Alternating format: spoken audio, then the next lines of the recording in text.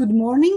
Welcome to the info session that is organized by EU Tacso Free project in regards to newly published call for proposals of the European Union and under the program of EU Civil Society Facility and Media Program in the favor of the Western Balkans and Turkey for period 2021 and 2023. My name is Andrea. And I'm working as a capacity building expert at EU Tacso Free project. I've already met with many of you during some our previous events and similar sessions, and also probably visited some of you during my work on different projects regarding monitoring of the grants.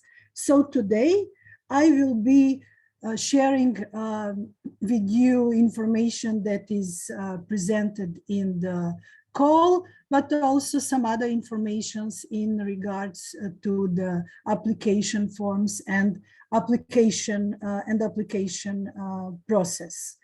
What is actually our plan for today? It is to actually have this info session and later on to discuss a little bit more in detail on the concept notes development, and in the afternoon session on the application of the full application forms development. In these additional sessions, we will actually go more into details on the experiences concerning the application process, but also some things from the application process that affects implementation level. We will also share some tips from the practices concerning how to improve the writing of the concept notes and full applications, what to avoid, etc., etc. Today with me, I have a little of course, assistance. My colleagues from the EU Tacso Free project, Christina, our event manager, who will be sending soon to you the list of participants in the chat section, and also my colleague Alexandra, our country coordinator for Montenegro. Alexandra will help me in actually facilitation of your questions that you are kindly requested to ask in the chat section. So the idea is that during the info session, I provide you with this PowerPoint presentation that I started to share with you, and you may start submitting your questions in written form in the chat section. I ask you to be, of course, on the mute, and actually, well, if you want, you can be on camera. That doesn't reflect the process. The idea is that all questions that you will ask, we can reflect further on in the follow-up action in the list of the questions and answers, which we will then, of course, publish on the website. Unfortunately, I will not be in a position in these 90 minutes of this session to actually consider all your questions as such. Idea is to actually make, let's say, a small pause every 10 to 15 minutes, depending on the, let's say, sections of the presentation, and to have a conversation on some of the questions. For the beginning, I would just like to ask you, can you confirm that you hear me well? Just briefly. Yes. Okay. Yes. Okay. Excellent. Okay. Yes. From Kosovo. Yes. Okay. Greetings to all of you. We have really the huge number of people from the region that registered for this session, but also some people from the like all over the Europe as well. So welcome all, and I will now continue with the presentation. So, what is the content of this info session? It is primarily, of course, reflected to present this new opportunity for grants for civil societies from the Western Balkans and Turkey. For those who already visited the website where tender is published, you could see there are many documents to be taken into consideration. For the beginning, what is important to do is to actually download all those documents. Alexandra will send you now also link into the chat to all those documents in case you still did not succeed to open the link and to actually check the documents. However, our main focus, primary focus of the session for today will be on the document that is called Guidelines for Grant Applicants. And in those little boxes that you can see are the key topics of the session, which are also presenting the key topics of that document. That document, as the name says, it's a key guiding document for the whole process. And it is, let's say, our important step and the important source of information during the whole process when we have any question or any, let's say, concern to check. Based on the experience, it happened a lot in the practice that instead of reading the guidelines for applicants, we call our colleagues to check what they think or how was the previous time based on their experience, etc. My advice is please don't do that.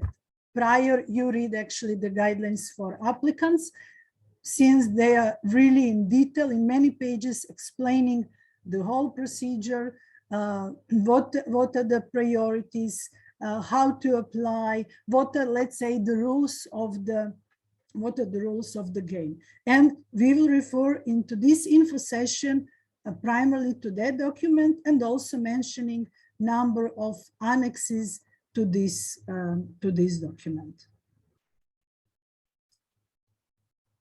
What is the overall, the global objective of this call, and what actually this call want to, let's say, contribute by providing support via grants to civil society? It is in an overall vision of primarily enhanced regional cooperation, good neighborly relations, and reconciliation. But also, this call is aiming to strengthen participatory democracies and, of course, the EU approximation process of the Western Balkans and Turkey. Those of you who already download the Guidelines for Applicants document could see the key 4 areas of the call, which are, of course, transferred from the specific objectives.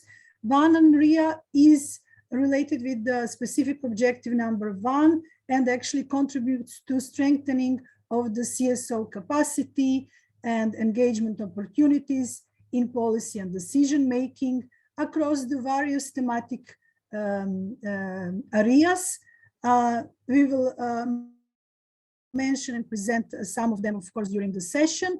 However, they're all addressed in the document that is called Economic and Investment Plan for the Western Balkans. You have, of course, link to that document in the Guidelines for Applicants, and also I think we can share it as well in the chat. The second specific objective relates to enhancing neighborly relations between Serbia and Kosovo. And here you will see, I will refer a lot, we have one specific lot for small scale projects to contribute to these objectives. And then we have 2 specific objectives which are contributing to increasing capacity of the professional organizations and networks of journalists. And increasing the capacities also of the media outlets, media institutions, with purpose of exercising the right to freedom of expression, access to information, and of course, promotion of media pluralism. In addition to what is said, what should be also considered when developing your applications for concept notes, and then later on for those selected full application forms, you should consider two more important elements. One is that since we are talking about the large grant scheme, and you will see soon about large actually grants as such, we should also ensure that we provide an outreach to wider CSO community, especially those working at the local level on the specific topics.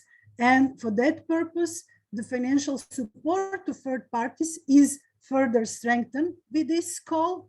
And it is obligatory that between 15 to 30% of the total eligible costs of the action of the proposed budgets are dedicated for that kind of support. I will again later on refer, I have separate slides concerning the financial support to third parties, also called FSTP. Another important element, and you will see it also visible via other parts of the presentation, and also in the webinars on the concept note and the full application, is related with importance of paying attention to gender issues, as in line with the EU Gender Action Plan 3 for the period 2021 and 2025.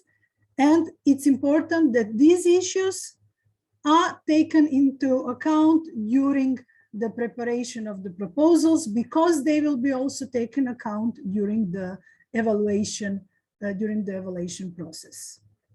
In overall, guidelines for applicants is giving to us very detailed information on the background, on the reasons for creating such a grant scheme opportunity, and is pointing out several key documents to be consultant.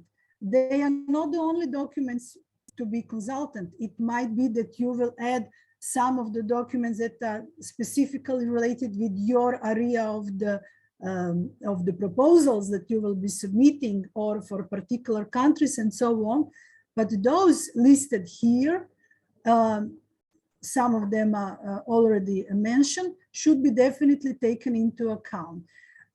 Even the links available in the guidelines for applicants, we agreed that in the chat section, we will also send you those links, so you can immediately, record them, download them, etc. Please consider consulting those documents when you are going to develop your concept notes and full application forms, and do not forget to refer on them in your proposals. The guidelines for EU support to CSOs in the enlargement region are actually the only one that I did not mention until now. It's we have certain documentation contributes to this document, since the new version of the document will be hopefully finalized and published soon. But there are previous versions and actually assessment documents on the implementation of the guidelines, with number of the recommendations for civil society organizations from the region. So I mentioned several times that this is a large grant scheme, that we are talking about great large grant opportunity. So here is the information. we have in total a financial allocation of 18 millions of euros. In the table here presented, you can actually see how this amount is distributed among 6 lots that are presenting specific areas of the tender. So lot number 1 relates to good governance, rule of law, and anti-corruption. Lot number 2 to human rights, anti-discrimination, and intercultural dialogue. Lot number 3 to green and digital transition. Lot number 4 to media freedom and freedom of expression, including countering disinformation and misinformation. Lot number 5, it relates to small-scale projects in support of good neighborly relations between Serbia and Kosovo. And lot number 6 relates to quality journalism. During the presentation, you will offer from my side that particular rules reflects, for example, to or relates to all lots, except, for example, for lot 5.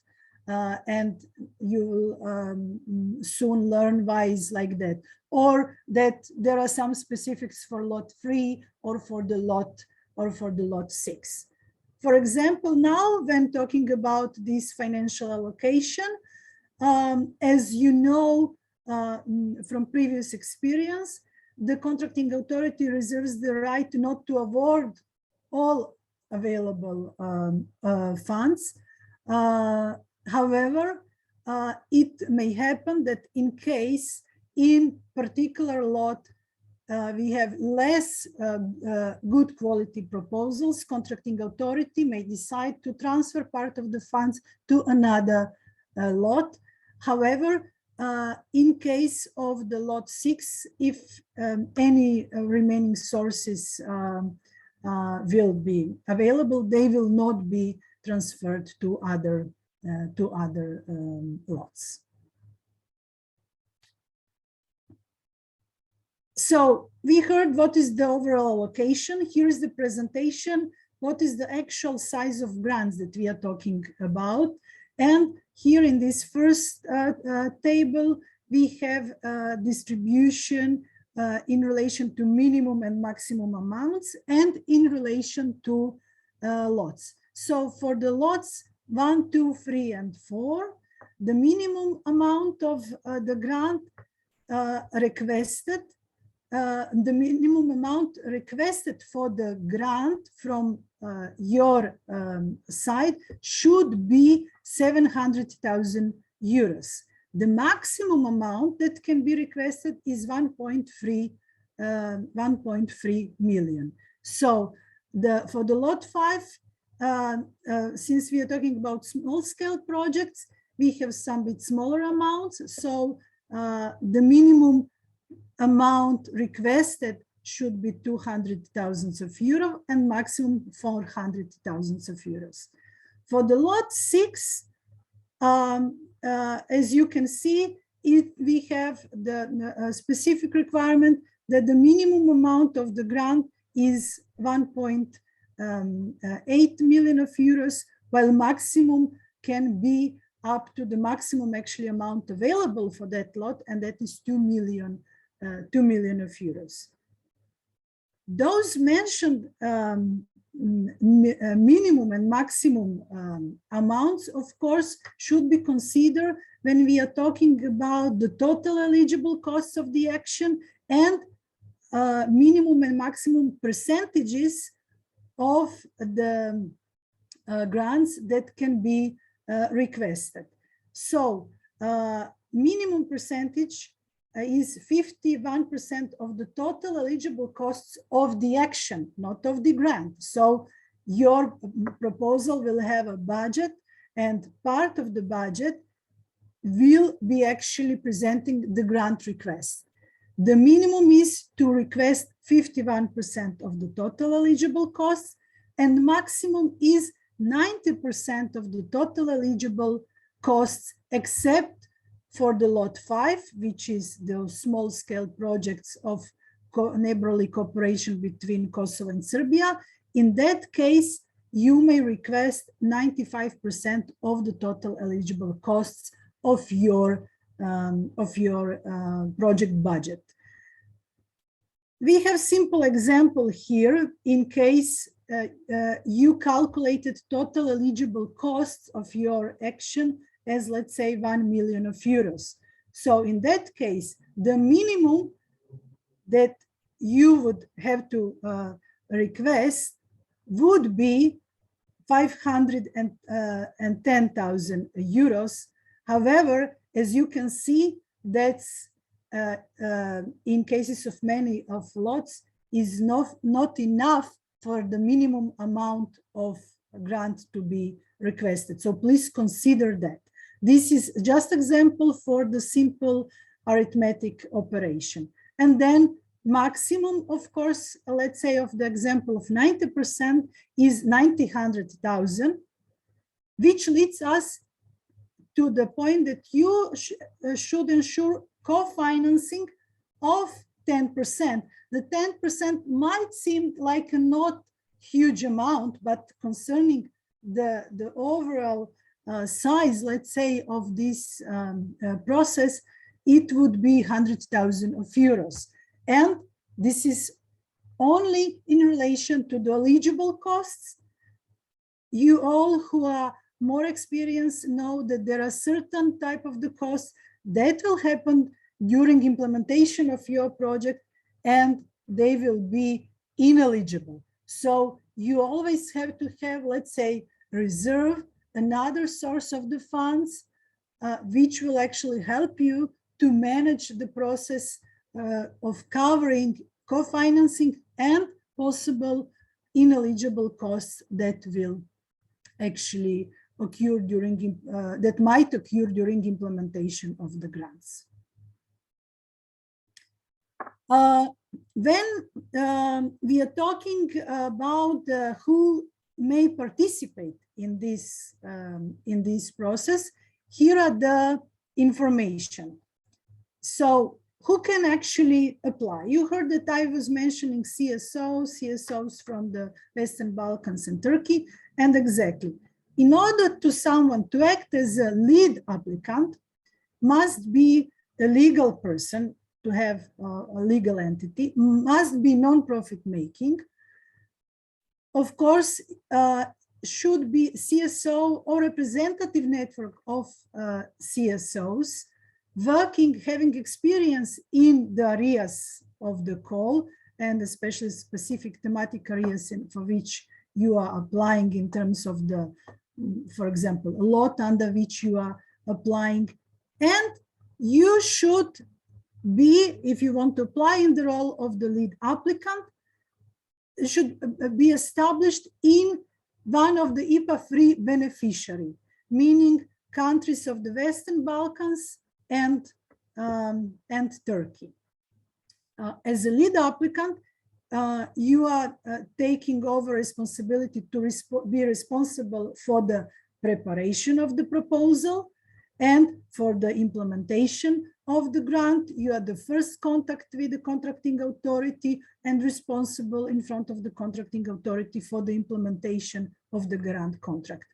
Consider having needed experience for the management of the whole operation, and of course for the area in which you are applying. You should be registered at least since April 2020, and in case network applies, at least 2 members of the network should be registered since at least April 2020. All lead applicants have to sign both at the level of the concept note proposal and full application form, the document that is called declaration by the lead applicant, in which you are actually confirming your readiness to actually do this whole work, the responsibility for the whole work, but also you are referring that you are not in a position of possible exclusion for the participation, etc. This is in detail presented in the guidelines for applicants. Please consider, you maybe already noticed, since I did not mention, but it's written on this slide, that you should act when applying for a grant under this call with co-applicants. And now I will, in a few moments, explain who can be also the co-applicants. It's important to know that establishing like a partnership with co-applicants or consortium with the co-applicants is mandatory. So you need to apply also with some other actors. However, when we are talking about the lot 5, and there is also one important information, and there will be many of them concerning the lot 5. Even for the lead applicants are only eligible CSOs or representative networks of CSOs. For the lot 5, in addition to these, local authorities, but only from Kosovo and Serbia, can act also as lead applicants. And you will see that this lot has several more specifics in relation to, of course, the applicants and some other elements of the tender. So, who are the co-applicants? Co-applicants are our partners. They will participate in the action. We will develop proposal together with them, arrange who will do what. We need actually them to strengthen our proposal because they have maybe certain experiences or experiences in certain countries in the region and so on. The point is that we are actually building our a network of partners in the region and strengthening in that way number of CSOs and CSO networks in the region. Of course, co-applicants also have right to coverage of the costs that will occur during the implementation of the action, as well as the lead applicant. Therefore, because of everything that I now said, co-applicants, they must satisfy the same eligibility criteria as the lead applicant. That means it should be also legal person, legal entity. It should be from the IPA-free beneficiary. It should present CSO or CSO network. At the end, we need to end up of having lead partner and at least 3 more co-applicants from 4 more co-applicants from 4 more different IPA countries. Our partnership will then be composed of a minimum of 5 organizations or networks that are presenting at least 5 free IPA-free beneficiaries. They can, of course, represent more or they can represent all, but the minimum requirement is to have a lead applicant and 4 more legal entities, organizations from other IPA beneficiaries in the region.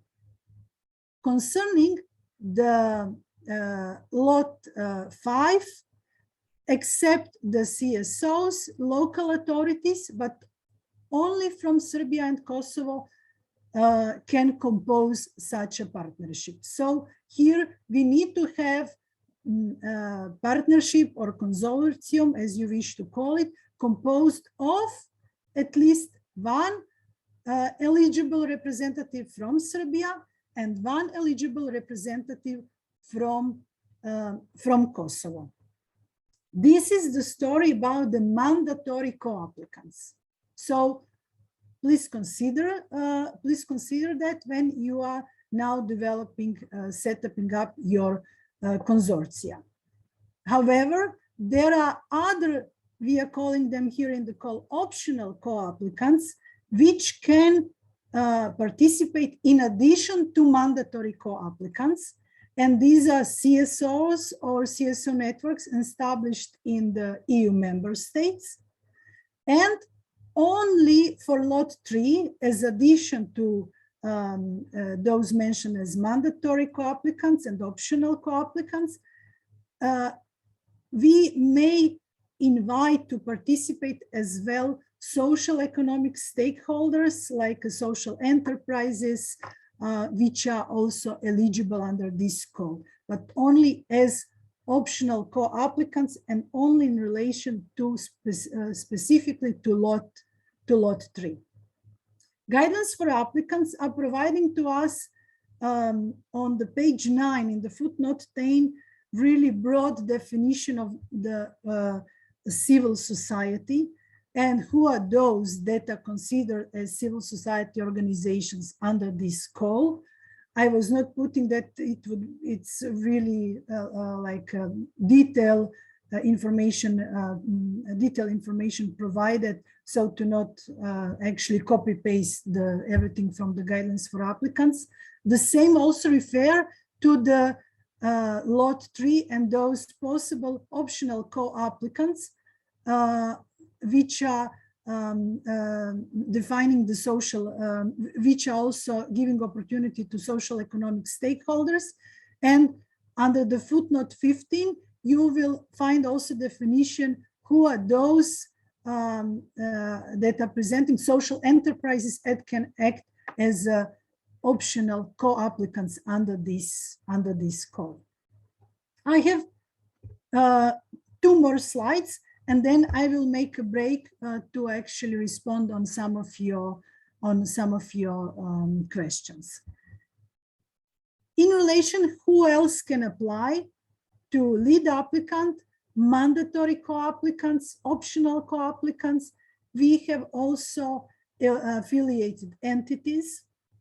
The affiliated entities are those that are having some particular structural or legal or capital link with the applicant.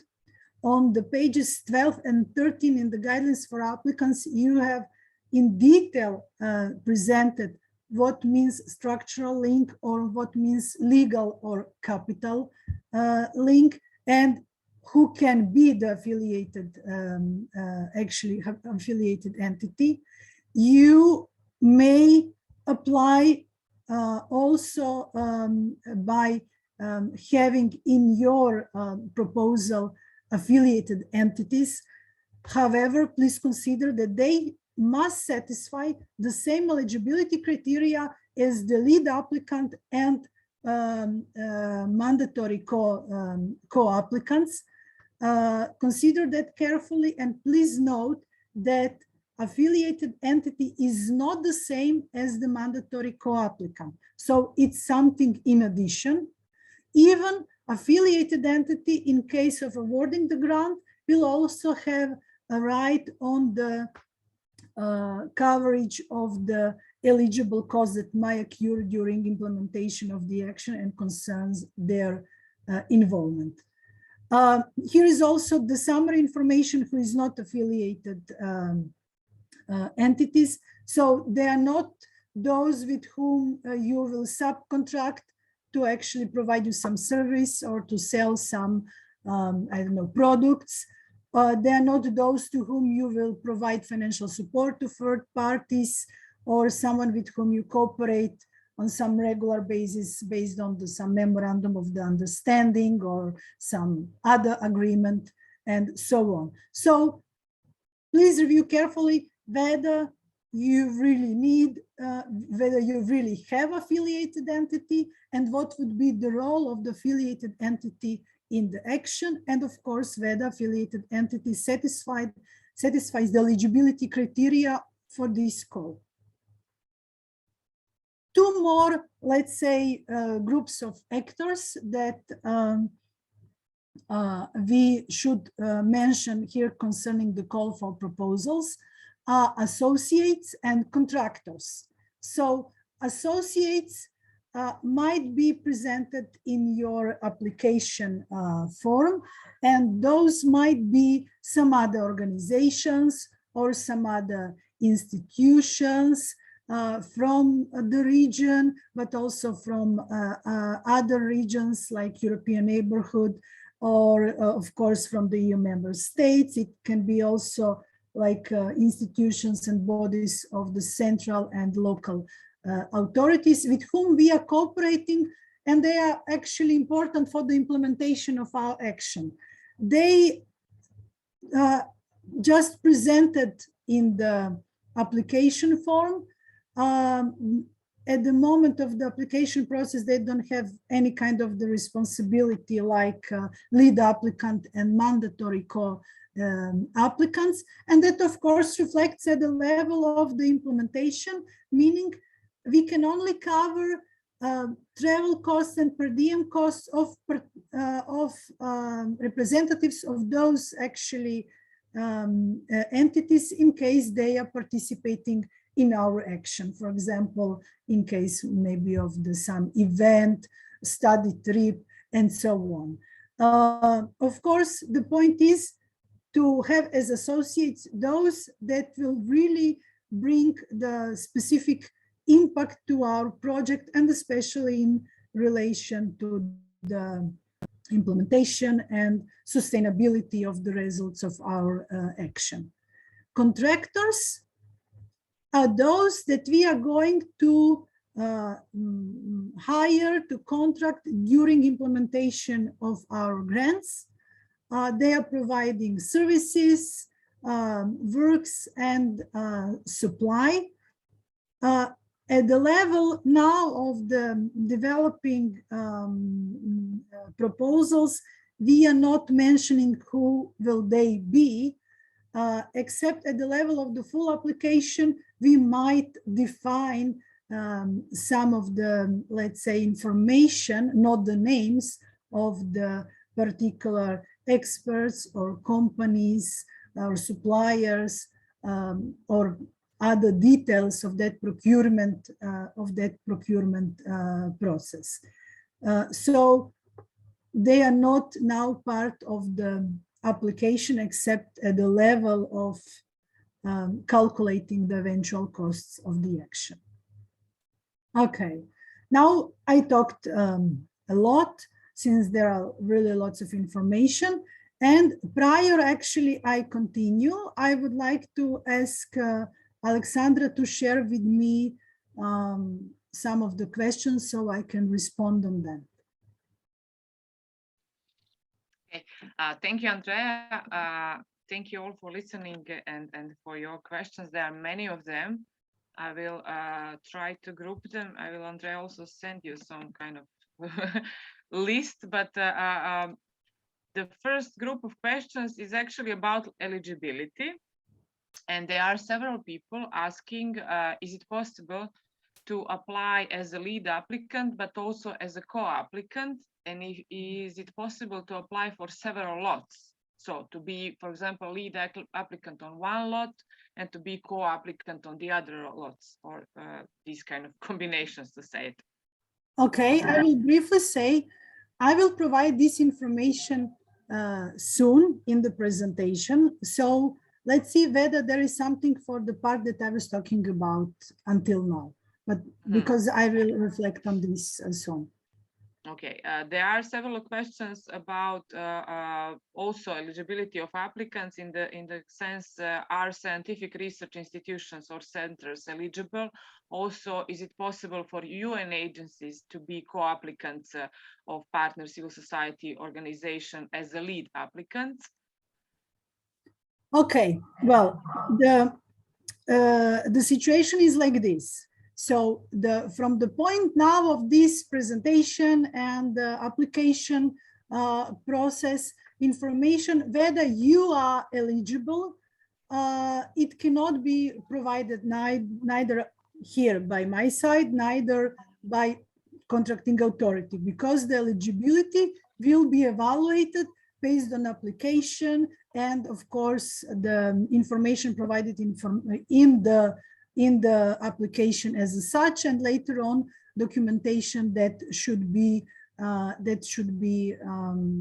submitted. However, and it's also of course very sensitive to define when you say we are this type of the organization, whether you are really this type of the organization or not. what you should do if you are not sure whether you are eligible or not is to consider what is presented in the guidelines for applicants, especially starting from this page 9, footnote 10, where the definition of the civil society is presented, to consider whether you actually fit into that definition. And then again, you have to reflect on what I was presenting here, who can be the lead applicant, because also the same refers to the mandatory of the co-applicants. So consider that this call is giving utmost priority to organizations, or better say the legal entities fulfilling all these conditions, and that are coming from IPA-free beneficiary countries. So that means you must be registered in one of these IPA-free beneficiaries, either, so not to mention all 7 of them, meaning the Western Balkans and Turkey. Okay. There are also 2 types of other questions. One group is related to involvement of local administrations. And is it possible that they benefit from the capacity building activities, or this is only referred to training and capacity development of CSOs? And also, is it possible that they are beneficiaries as a third party when we are giving financial support to third parties? Well, the point is as such, you will define your target groups now after actually you hear we will also talk a little bit more about the composition of the lots and what each lot is supporting. And of course, you will define your target group in relation to the objectives of this call. So you should actually define whether those that you want to support are actually will at the end contribute to the fulfillment of those objectives as such. Local authorities as such cannot be your partners, that's definitely, except in case of the lot 5, where they can be lead applicant and they can be as well co-applicants. But for other parts of the projects, it really depends whom you will actually target, as such. It can be a wide range of the individuals and organizations contributing to fulfillment of your objective as such. That all also reflects to financial support to third parties as well, since in your overall approach, you should define how you will organize financial support to third parties and who will be the actual recipients of those grants. And there is also one group of questions related to budget. I don't know, is this the moment now, Andrea, to ask you on this, or maybe to wait until? Let's share this with us. So then there are some questions related to co-financing. The one is when we are talking about co-financing, can this amount be spread among all the 5 mandatory applicants, or this co-financing should be managed only by the lead applicant? And also one more maybe to add, also when presenting co-financing, is it possible that we present a percentage of the salaries of the staff and consultants engaged as co-financing? Then we are talking about the co-financing in overall. It is that it should be ensured by the end of the implementation of the grant contract by all sides involved, meaning co-financing can be defined in a way that the lead applicant or all partners involved can contribute, but also what can happen is that another donor will actually support the action, as such. Specifics, I will actually talk a little bit more about the budget in the session on the full application form, because it will also include the budget. However, specifics on the other co-financing arrangements, this will have to be actually asked and checked with the contracting authority, because it might be specifics of the policies and the rules and so on. So maybe something that was applicable for some another grant scheme might be for this one, or might be actually not. However, now at the level of preparing the application, you actually, of course, primarily defining your total budget and especially total list of the eligible costs, and you don't have to point out the exact distribution of the co-financing among the partners. You just have to point out, of course, the percentage and the amount that will be responsibility of the actual beneficiary as such. And maybe one group of questions that is connected with, I think, a general rule. Is it possible for organizations that are still implementing projects submitted, a project approved by the engineer from previous civil society regional call? Can they apply again? Are they eligible for this call now, since their projects are? Well, at this moment, I do not recall that there is some requirement that they cannot.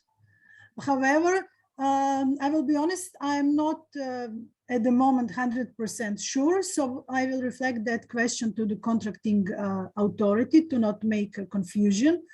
From the point of the practitioner, my comment is just such organizations should consider their capacities to be in a situation to implement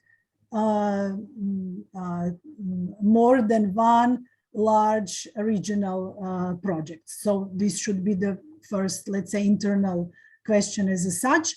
This is the second one. I do not recall that this is such a requirement in the guidelines for applicants, but anyhow, I will check this to be sure to provide correct information to participants of the info session. Mm-hmm. Okay. Okay, yeah. I would like to continue since the time great. Is actually going fast, and we still have lots of information to present and to respond on some of the questions that that you asked. Thank you, Alex. Okay.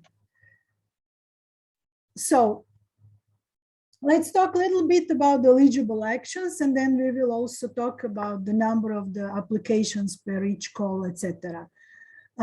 So you know that each action is composed of several of the set of the activities, and we will talk about it more in detail in the afternoon session. What is important for you now to consider is that there are some requirements for duration of the actions. For the beginning, the duration should be a minimum of 36 months. It cannot be lower, except in case of the small scale projects under the lot 5, there it can be 30 months.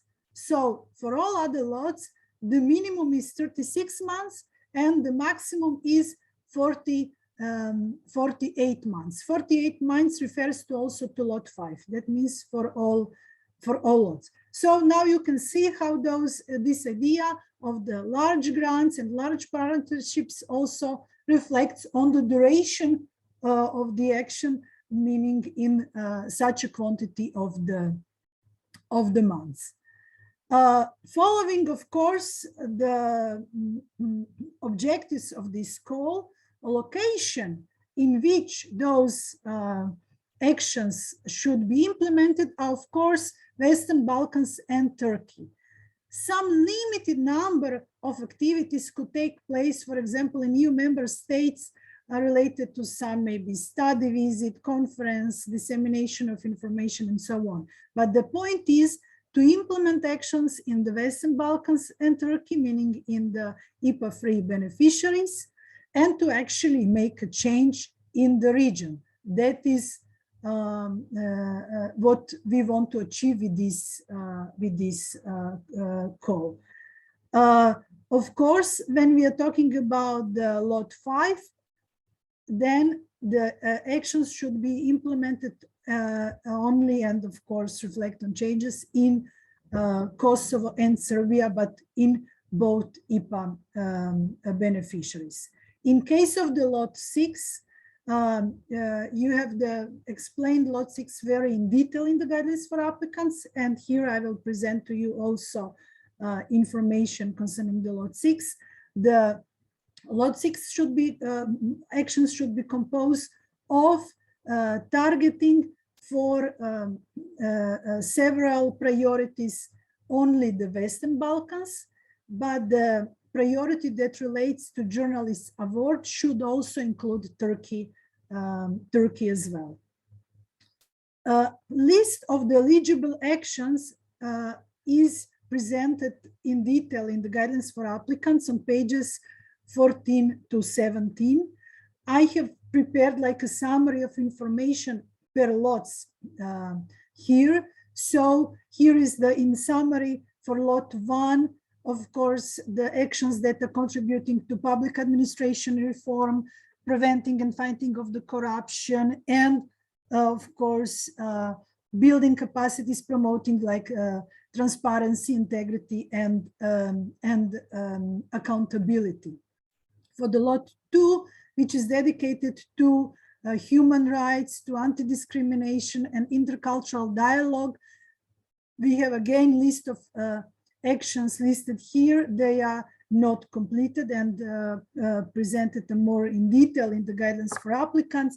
They primarily reflects to empowerment and inclusion of marginalized group, but also, of course, promoting gender equality at different levels, supporting victims of crime and victims of trafficking and fighting for their rights, and also number of actions in relation to intercultural and interreligious area, including the literacy, promotion, understanding of tolerance, etc.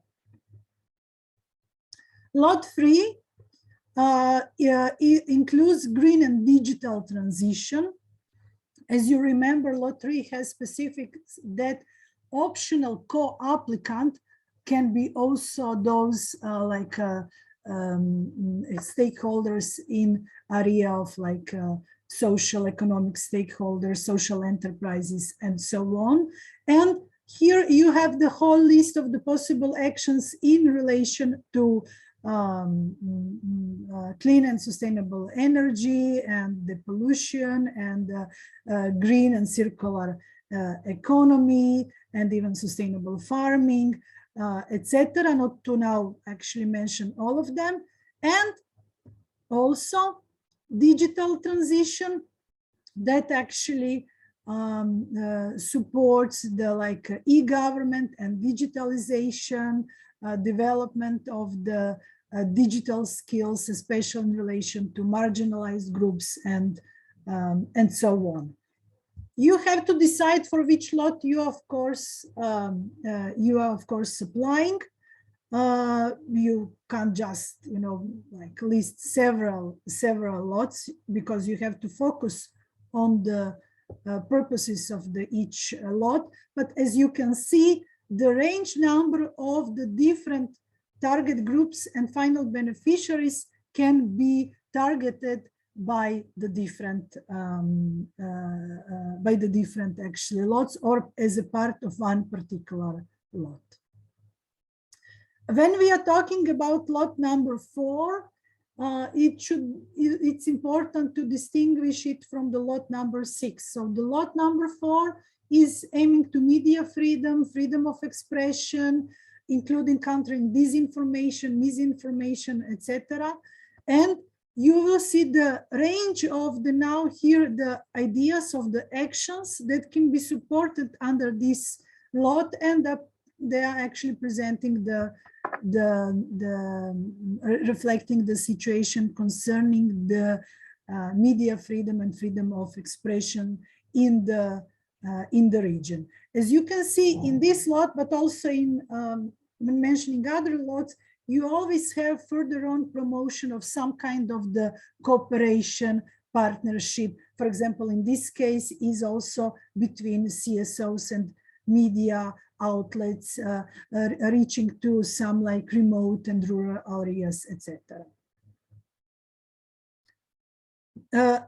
Small-scale projects that will contribute to good neighborly relations between Serbia and Kosovo are dedicated to so often mentioned the lot 5. And here we actually literally have on the, let's say, small scale of the region concerning the Kosovo and Serbia, number of projects that can implement actions concerning the cooperation among professional groups, joint cultural activities, also as well media pluralism and professional journalism and reporting, but also youth empowerment, education, culture, local democracy, etc. What is important to mention, it's mentioned several times in the guidelines for applicants, but I did not stress yet enough, that is that those actually actions should be devoted, should present in the concept notes and full application forms that they are contributing, developing a constructive intercultural and inter-ethnic partnership among those that are acting as applicants and mandatory co-applicants. So you should consider that as well and emphasize in your proposals importance of that. Quality journalism is a lot which, as I said, is explained in detail, and this actually lot is contributing, is expecting that proposed actions will contribute to specific priorities and results of this lot. We have in total 4 of them. So on this slide, we are having a presentation of the 3 results, which are contributing to development of the new generations of young and mid-career journalists, then support to publishing of the quality news and investigative stories, and enhancing capacities further on of journalists in the region. These, let's say, results 1, 2, and 3 in overall, you will see from the guidance for the applicants is describing the large capacity building process for those mentioned groups, including, of course, the small grants, trainings at the national levels, but also in each beneficiary country of the Western Balkans, and also at the regional level. The point is that no matter how the partnership is composed, you should target 6 countries from the Western Balkans with activities and actions under this slot. And in addition to result number 4, you should also target Turkey concerning the activities that are contributing to result number 4, and let's say in summary called regional EU award scheme for quality news, and investigative journalism. Of course, we are here talking about the standards of the development of the standards of the such award, development of the yearly competitions. Here we have the certain amount which should be devoted for the actually prizes for particular journalists in each IPA beneficiary, and for the regional prizes and so on. This lot is like one, let's say, small project with lots of details, and therefore the contracting authority also helped us in providing information, and it's presented here on the website, presenting such a similar previous experience. Please also note that you will see by reading the detailed description of this lot that the cooperation with number of like academic institutions, professional organizations, and so on is envisaged and sort of welcomed. We are encouraged to include it as part of our actions. So not only dedicate on resources of those that are involved as lead applicant and co-applicants in the process. Of course, now in relation to this, what can be implemented, we have detailed list of what cannot be implemented, including the individual sponsorships and number of the actions that are clearly stated that if they only concern or mainly concern, for example, scholarship, research, conference, infrastructure investments, then they're not eligible action, meaning your action, your proposal cannot be just organization of the conference or implementation of the research. However, also here reading carefully in detail, there are also other examples of actions that are not eligible under this code. Since we talked about actions, they are composed of activities. Guidance for applicants provides us with a really huge list of the number of the activities that can be part of our actions. You even have, in relation to this that is presented here, like different range of capacity building activities, monitoring, advocacy, etc. You, of course, always encourage to develop some pilot projects, innovative projects, something that will actually also improve delivery of the services to citizens, etc. The presented list here in the presentation, and especially in the guidelines for applicants, is not the only one. So it's not the complete one.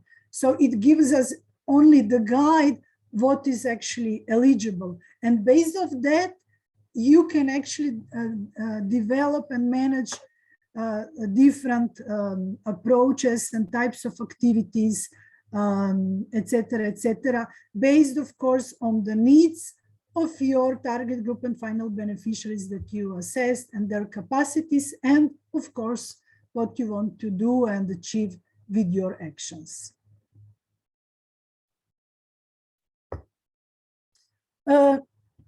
Few more slides, and then I will again make a short break for questions. We have here especially listed in the guidelines for applicants something that I already mentioned, and that is financial support to third parties.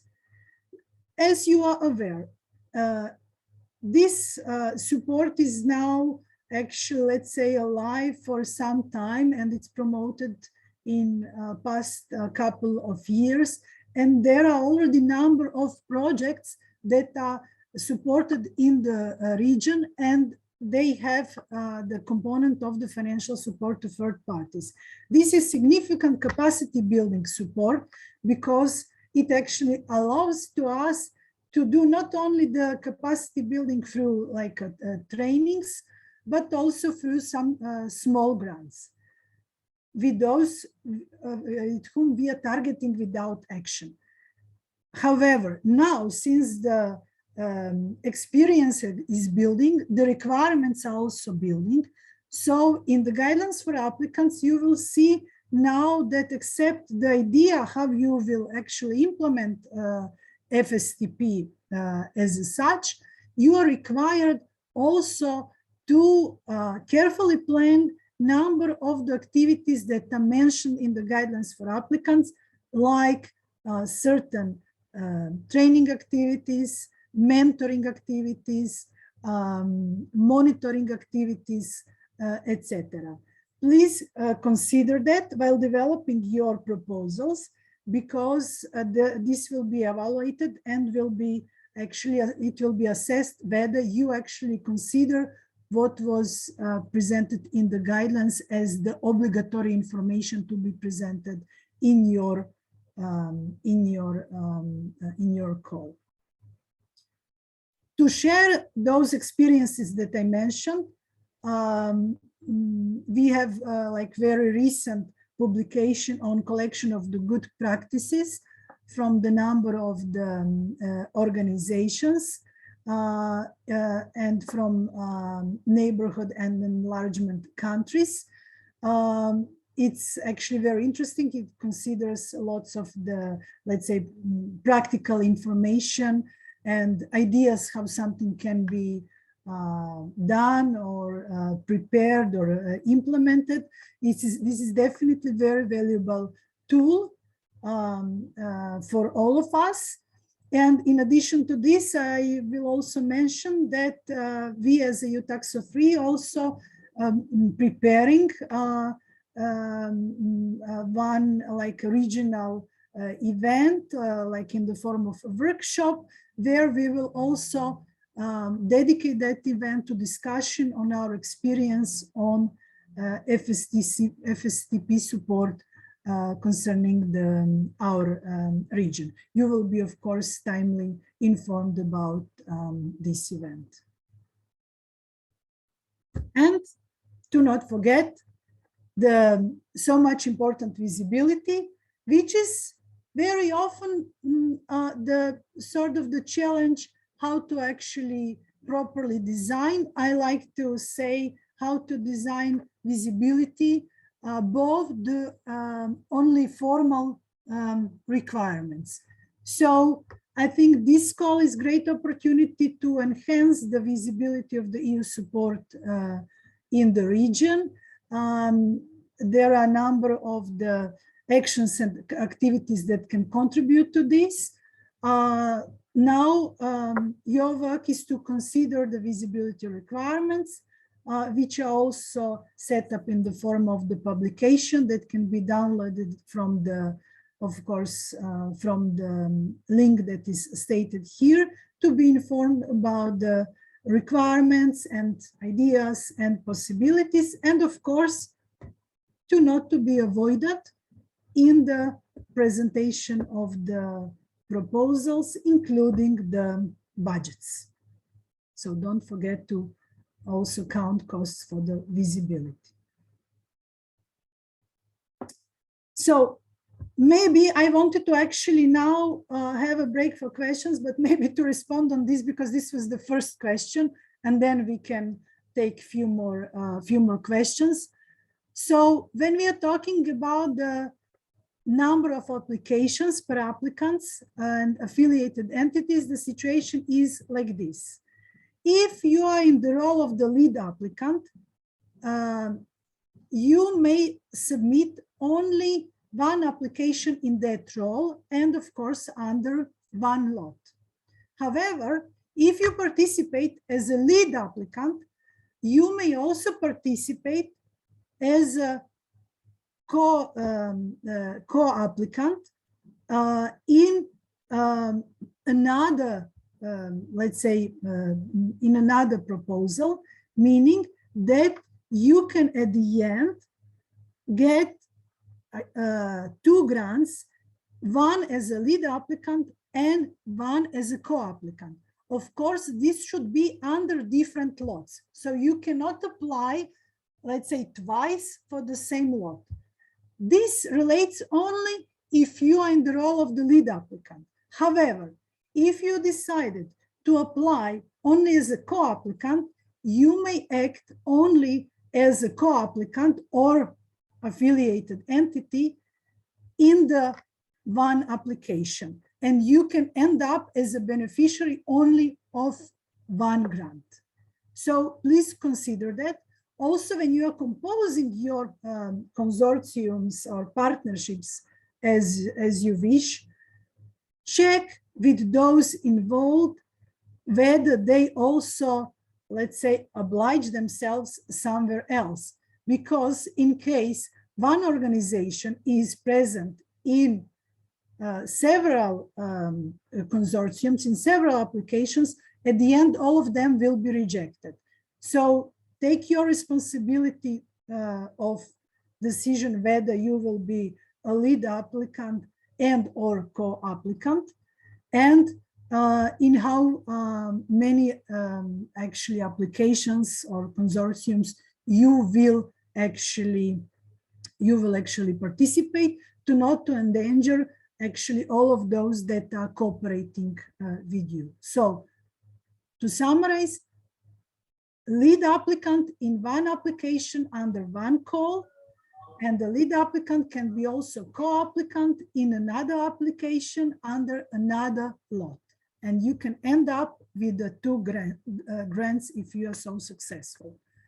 If you act as a co-applicant, your affiliated entity, you may act only once. You may show up, let's say, participate only in one proposal, and at the end you may be only beneficiary of the one grant. Okay, so prior talking about the other details, Alex, maybe a few more questions. We should be now fast because we are actually approaching the end of the time. Okay, so maybe one quick question. Is it possible that volunteer contribution is considered as a co-financing? No, because the volunteer contribution is the part of the in-kind contribution, which is not eligible cost under this section.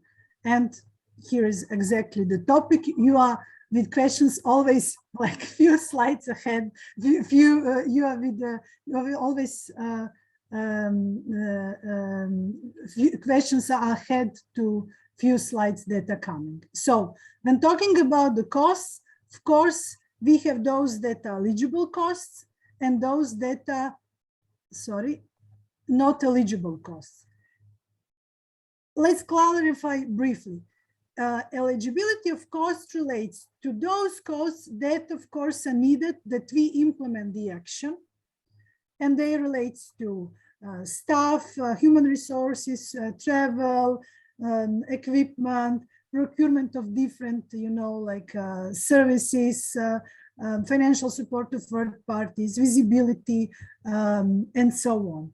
However, you will see in the afternoon webinar, when we will talk more about these categories of costs, you need to take care that they are eligible. What means eligible? That they are, of course, not on the list of ineligible costs, but also that they are needed for the action to be implemented.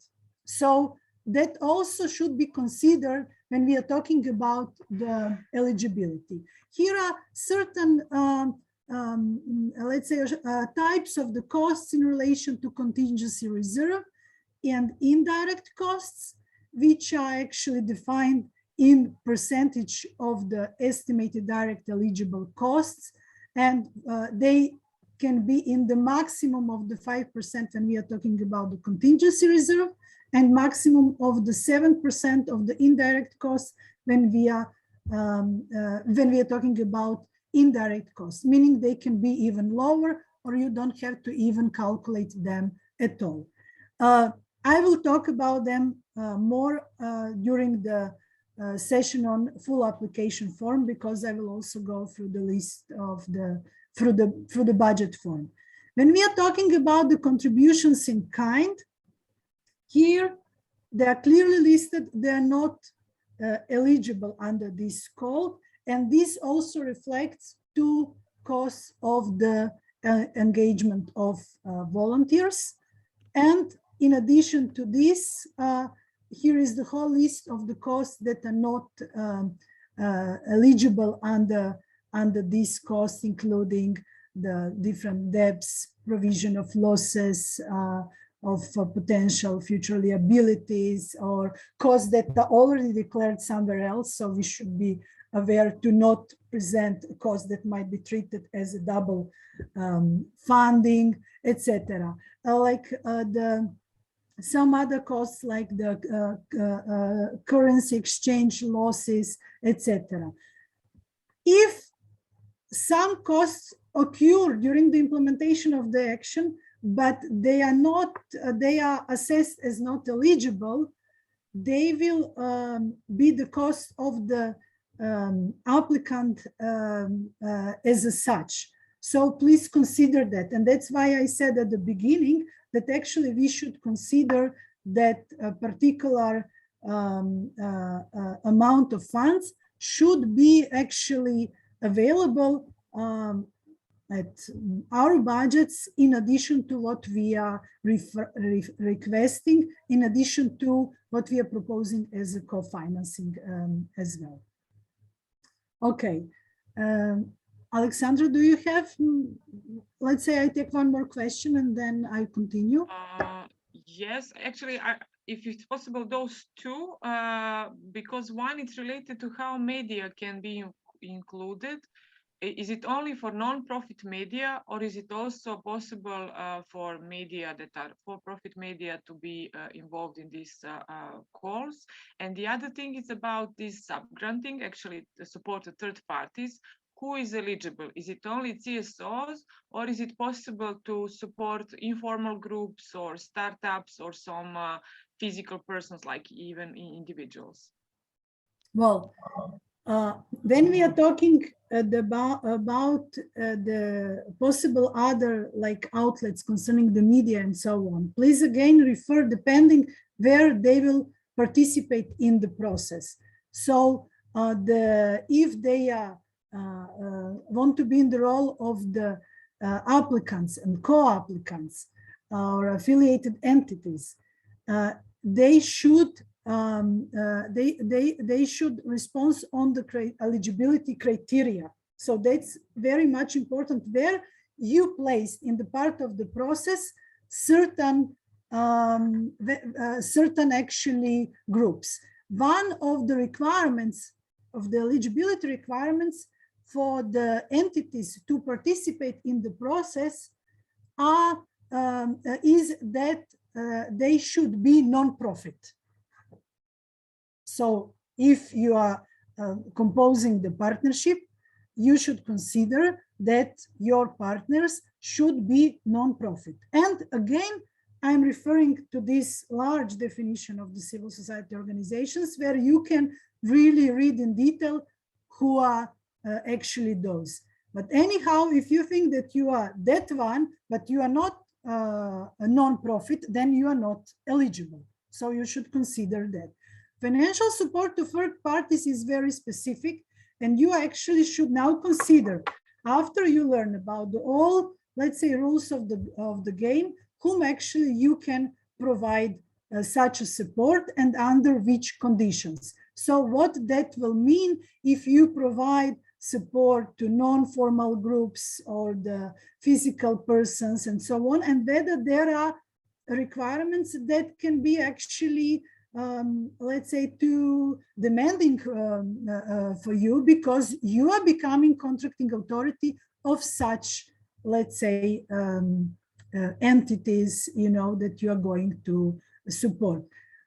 I actually tend to say that financial support to third parties is a great opportunity. It's a great, actually, capacity building the idea, but it requires lots of our capacities.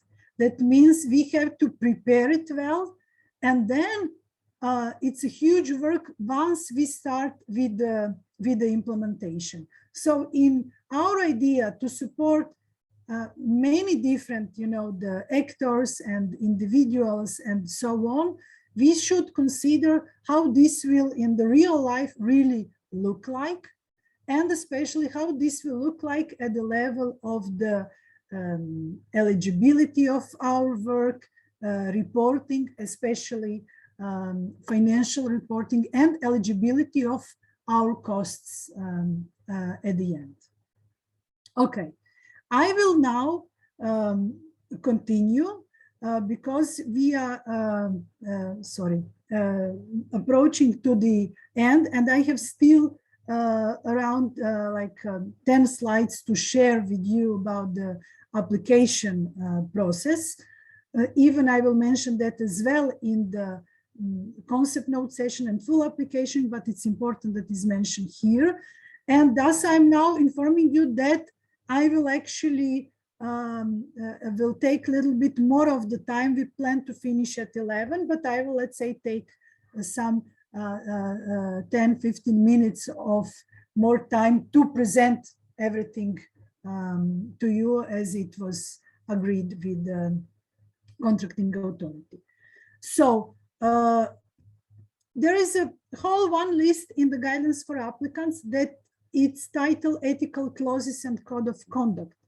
And what is here written in the bullet points are the actually main principles which are clearly in detail explained in the guidelines for applicants concerning the principles that you are expected to respect and to follow in your applications and during implementation of your actions. It relates to absence of conflict of interest, respect of human rights, environmental and labor standards, anti-corruption, etc. Important information here shortly to be mentioned, as you can see what is marked in blue. It's a specific annex, it's called Annex L, which is actually one self-assessment tool that applicants will be required in case they are pre-selected or at the reserve list after the concept note application, meaning when applying for the full application, concerning the internal policies against sexual exploitation, abuse, and harassment. This is self-assessment tool, and this requirement is administrative. So it's not part of the evaluation of your proposal, but from the administrative point is required to be fulfilled. So coming to the latest part of the presentation in relation to registration in concerning the process of the submitting applications. And in this process, we should consider following. We should consider registering information about our organization and our experiences into the system that is called PADR.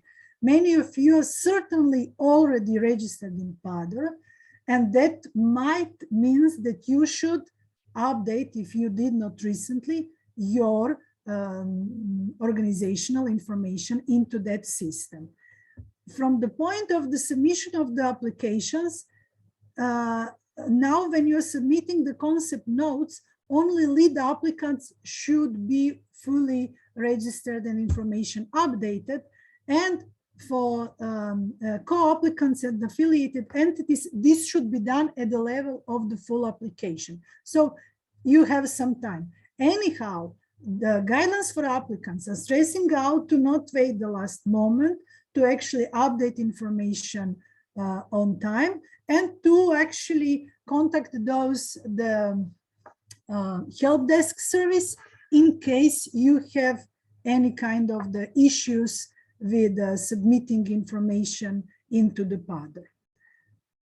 Another system that is called Prospect relates with actual online submission of the concept note and the full application. So they consist everything that you can find also in the annexes of the to guidelines for applicants, and we will talk about the details in the upcoming sessions. The important is that the application via Prospect is obligatory, and therefore you should consider time for entering information into the system. Even now you will see the questions and guidelines for preparation of the applications in annexes. It takes time, and then it's a panic if we are doing at the last moment and if something is not functioning in the system. We all know how that actually look like. That's why now, in addition to different instructions, you have even the video tutorials on in relation to the prospect. The process is divided concerning the submission of the concept note and full application form. Now, when we are talking about the concept note, we should actually consider the presentation of the information that relates to the Annex A1 of the grant application form, and lead applicant of signing the declaration by the lead applicant. No additional information should be actually sent, and details of the concept note I will share very soon, in an hour. That is the composed information on the relevance of the action, description of the activities, and provides us estimated information on the budget and on the duration of the actions, and of course, who are those that are applying. Full application forms should be submitted if we are selected based on the concept notes, and then in that process we are actually designing in more detail information concerning our action, including the budget and the log frame. And here there are certain documents that should be signed not only by the lead applicant, but also by co-applicants, and in case of the affiliated entities, by affiliated entities as well. Certain information can change at the level of the full application forms. However, you have restrictions like a budget cannot be revised for more than 20%, and other revisions should be in relation to concept note clearly explained and justified. That is actually that proper assessment can be made whether that can be accepted or not. More or less, I mentioned the info concerning the application. Here are just important deadlines. So the 24th of May until 6 o'clock in the afternoon, according to Brussels time, is the deadline for submission of the concept notes. Deadline for the submission of the full application form will be additionally defined, and those who will be invited to submit the full application form will be informed about that deadline. However, in addition to the information that you now asked today in the chat, you are actually invited to write to the contracting authority until the 3rd of May with all questions that you might have now when you will actually start the actual work.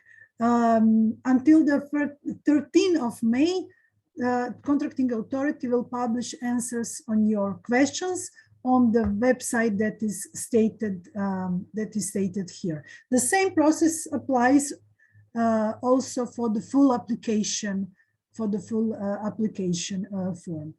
I'm actually suggesting to you as a part of the good practice to actually visit occasionally this link where the information about call is published in case of some, corrigenda, revisions, additional information, and so on.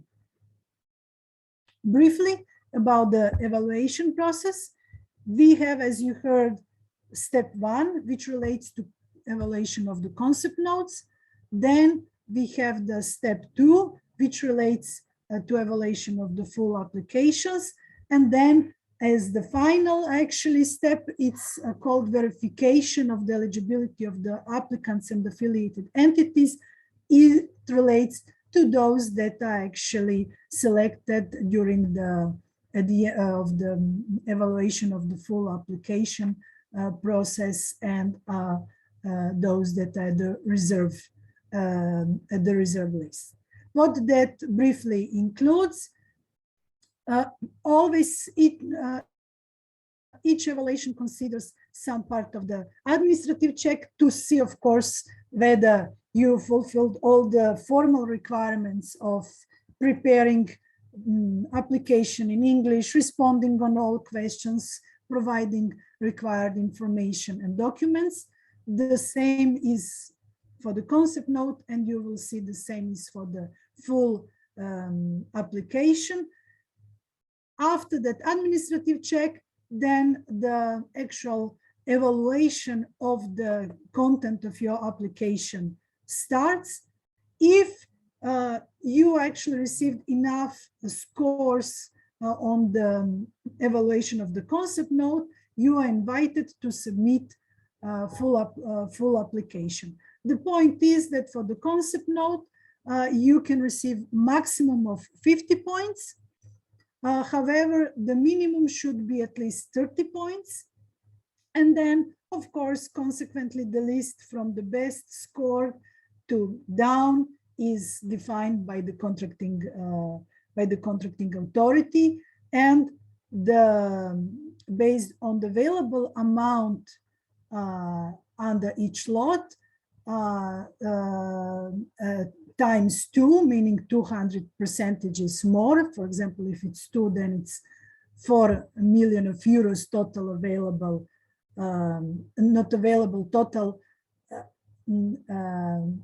total budgets of the applications will be invited to submit full applications, meaning that you might be even scored well, but for the particular lot, if the ceiling after calculation of all requested budgets is above of the available, and you don't have enough scores as those which are in front of you, you will not be invited.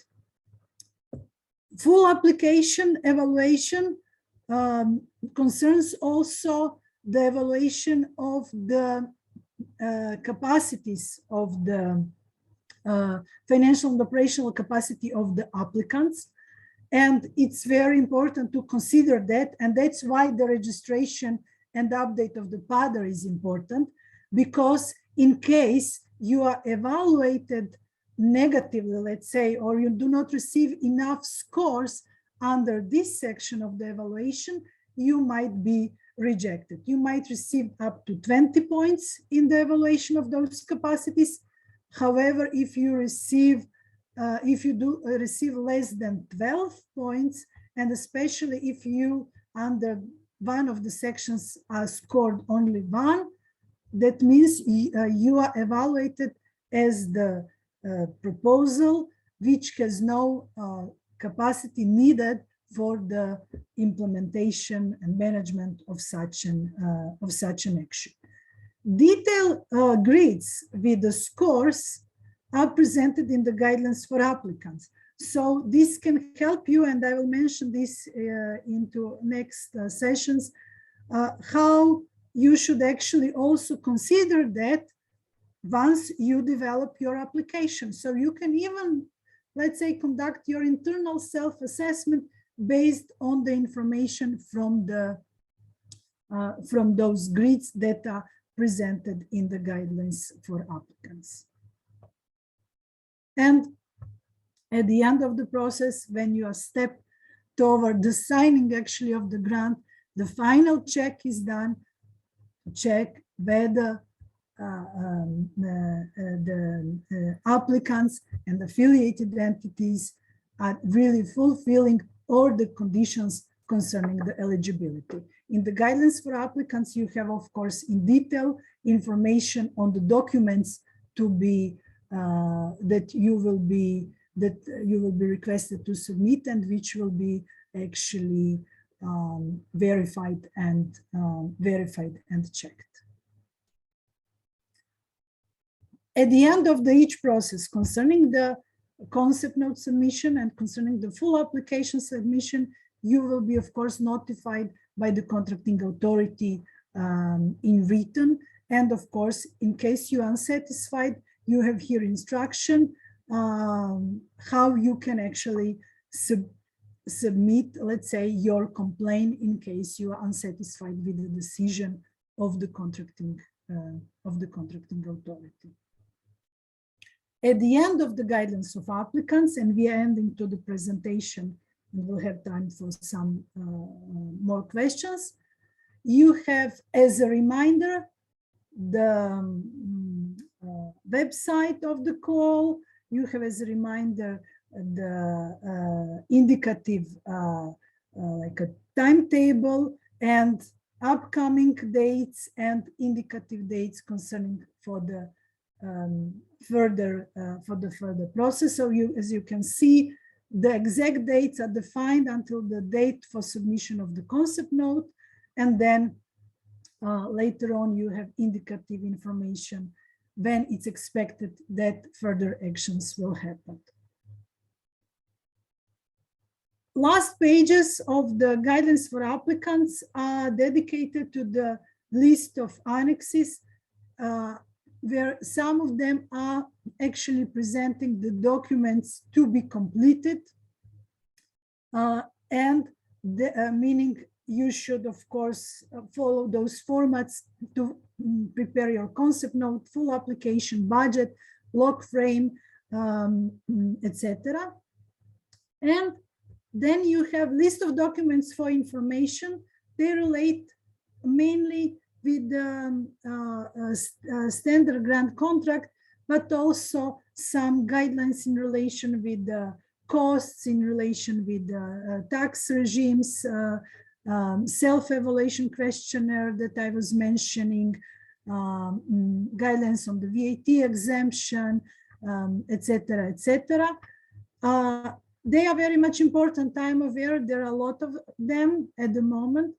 However, often at the level of the implementation, the lack of knowledge, what is actually, let's say, defined as part of the grant contract in front, now at the level of the application, might be an issue, either in relation to the, for example, calculation of the costs or procedures to follow, etc.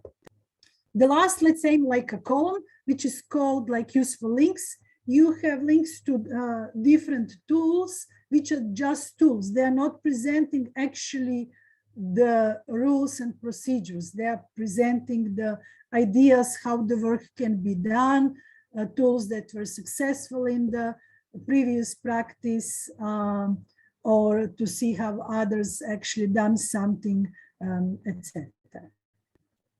So, Alex, let's respond to a few more questions before actually ending this info session. Mm-hmm. Okay, maybe just one more time to stress out information related to what will happen with the rest of the questions, because people asked, should they address these questions to the DG NEAR, because the deadline is very short to say, I think 3rd of May that you presented to us. So should I ask these questions directly to the engineer, or we will ask the engineer to give us concrete answers, because some questions were very, very specific, and they cannot be really answered now at this moment, especially not during the session. So should they address it, or we will do it? And also there is one remark that I have to say, since you've been leading the session, so for you was not maybe visible, we could not accept everyone that wanted to be here during the session, because the limit was up to 100 on this event. So to say to your colleagues that we will send a presentation, and also we will find a solution in our team, probably to offer maybe one more info session, or to manage this in some other way. Okay, so definitely, if you so no matter what, we will prepare the list, of course, of questions and answers, and we will publish it on our website. However, that's not the same list of questions and answers that will be published by the contracting authority. So those questions and that you have directly for the contracting authority, you should submit until this deadline that is envisaged, and to the email address that is listed in the guidelines for applicants. This is the, let's say, 100% sure that you will then receive the desired answer on the question from the contracting authority. Anyhow, we will also consult our list of questions and answers with the contracting authority in case of course, quality control, and just to be sure that we did not interpret something differently, etc. So it's something that we should be very careful with the whole process. So yeah, just one more thing. We have Liselot here with us, and she wrote in the chat that she could provide some answers now. We will just need from you, Andrea. Is it okay? And of course, Christina, of course. and from Christina to unmute Liselot. Yes, while she's doing that, just let's say one last thing from my side: the presentation, but also the recording will be, of course, available, and Tacso will ensure that is available on our website. So it will be accessible as all other sessions that we are going to have today on our website. So I will actually now thank you all, and we'll give then opportunity to Liselotte to actually speak. Hi, I don't know if, I think you can hear me now. Thanks. Yes, yes. Yes, so just very briefly, I will certainly not try to respond to everything, but first of all, thanks a lot, Andrea. I think that's really, really very helpful presentations. And as you've explained, there'll be, we will respond in writing here, but people can indeed also request formally clarifications as specified in this in the guidelines. I wanted to, on the one hand, just draw the attention to an excellent guide that is available on financial support to third parties. And I've put in the link in the chat the link to this, and it explains very well what can be done and so on. So it is quite flexible indeed, but it has to be very well explained and outlined in the application already. So as long as it's relevant for the action and so on, it's very much that can be done. Then there was a question very specific whether CSOs that currently have ongoing projects financed by the EU, whether they can also apply. We have, and I know it's because in the past we have excluded ongoing projects to apply. This time, since it was a long time since we had the last call, we decided to not exclude anybody from applying. So even those CSOs that have ongoing projects can apply. provided, of course, as Andrea already said, that there is capacity to implement, and of course that there is not like a double funding of anything. So we cannot finance again an ongoing activity, but the applicant, the CSO, can apply already again.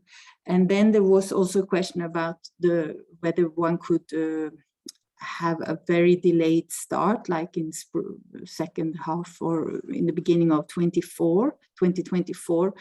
And this is not formally excluded, let's say, but I don't think that it would be considered as a very, as a priority for finance if there was such a delayed start. We can have a slightly delayed start. The project can start either at the moment of the signature or the month after, or at a date which is agreed with the contracting authority. But we would not agree to a starting date which is much beyond the start date, the signature of the project. So that, I hope that's clear. For the rest, I think much of the questions there, the answers are in the guidelines, as has been pointed out with Andrea, but we can spell it out afterwards again and point to the exact page where the information is provided. But I just wanted to give these short feedbacks now. Thank you very much. Thank you very much, very helpful. I also let's conclude, want to thank you to all of you who expressed the interest into this session and who stayed present actually from the beginning until the end. It's always demanding session to present like over 40, I think, pages of the guidelines for applicants and rules and procedures into such a limited time and, let's say, to the point. Hopefully it was helpful.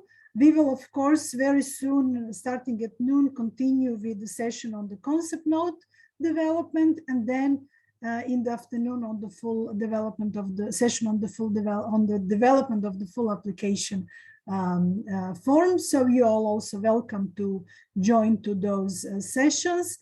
And for the end, if you will not join, if I will not have opportunity to actually meet you anymore today, I wish you great success, first of all, in composing your partnerships to actually find good, strong, motivated partners, and of course then in developing successful proposals and even more, of course, successful implemented grants. So thank you all and wish you good rest of the day. And if you're coming to the sessions, see you soon.